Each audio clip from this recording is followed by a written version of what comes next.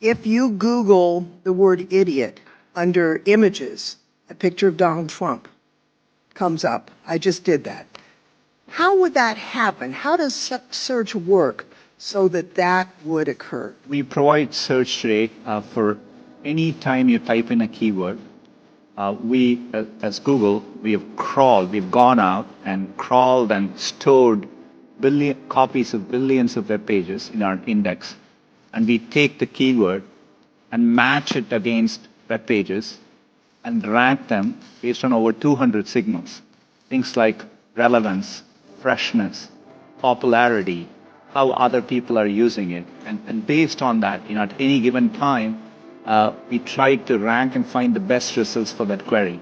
And then we evaluate them with external raters to make sure that, and they evaluate it to objective guidelines. And that's how we make sure the process is working. So it's not some little man sitting behind the curtain figuring out what we're going to show the user. It's basically a compilation of what users are generating and trying to sort through that information.